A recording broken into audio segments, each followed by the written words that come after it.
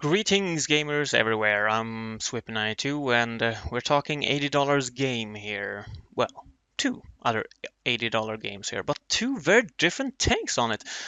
First, we're gonna take a look at the Outer Worlds 2 director, what he has to say.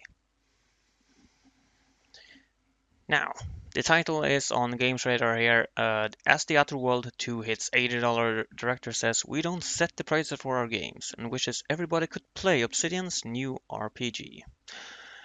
You have to honestly talk to the Xbox folks about the price, Brandon Adler says. In the span of just a few months, $80 games have gone from an all-new idea that nobody liked to a reality that more and more of us would have to deal with. With The Outer Worlds 2 now the first Xbox-published game confirmed to boast the heftier price tag. However, the RPG's director has reiterated that the developers don't set the prices for their games. Following on from the Switch 2 and its $80 launch title Mario Kart World, Xbox confirmed in a recent price hike that some of its own new first-party games starting this holiday season would cost the same.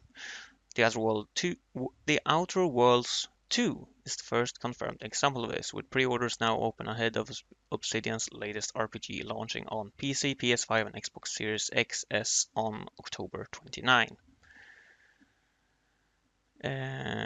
Asked about the ongoing $80 price conversations in an interview at Summer Game Fest attended by Games Radar Plus, The Outer Worlds 2 director Brandon Adler reiterated that it's ultimately not a decision made by the people making the game. We're a game developer. We love to make games. We don't set the prices for our games, he begins. Like personally, as a game developer, I wish everybody could play my game because that's what I want out of this whole thing. But for the reasons and so like why the $79.99 price point, you have to honestly talk to the Xbox folks. And now we get to the second part of this video. You can say that, well, Borderlands 4 director. Uh, Gearbox Randy Pitchford says, "It's not my call if Borderlands 4 costs $80, but if you're a real fan, you'll find a way to buy it anyway." And then compares it to a 1991 Sega Genesis game that he found. Uh, Borderlands 4 Randy Pitchford says, "It's not my call if the looter shooter sequel costs $80 or not, but also thinks that real fans will pay whatever they have to get their hands on it." After one Borderlands fan expressed their desire that Borderlands 4 not cost $80, Pitchford said that the game's pricing was not my call.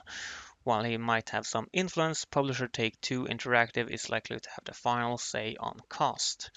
However, Pitchford also had some choice advice for players who might balk at that inflated price tag: just find the money. He is quoted to say, "If you're a real fan, you'll have to find a way to make it happen." And then he starts on about a story about how his local game store had a copy of 1991 Sega Genesis Space Sim Starflight for sale 3 decades ago, and Pitchford found the money to pay for it, even though he was just out of high school working minimum wage at an ice cream parlor. Well, I don't know what to say about that. Yeah, if you're a real fan, you'll find a way to buy it anyway. Sure, but $80, if it's not gonna stop there.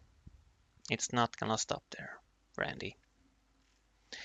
And living situations might be a little bit different from when you were working or like being at home with your mother and father instead of having to take care of like your own family. Oh well. Now, this whole this whole new $80 kind of price tag for new games, I'm not sure what to feel. You could argue that games before, games in the 90s, early 2000s even maybe, were technically more expensive due to inflation, but it's not a completely fair comparison, I would argue. Living conditions and everything is has well, it has expanded.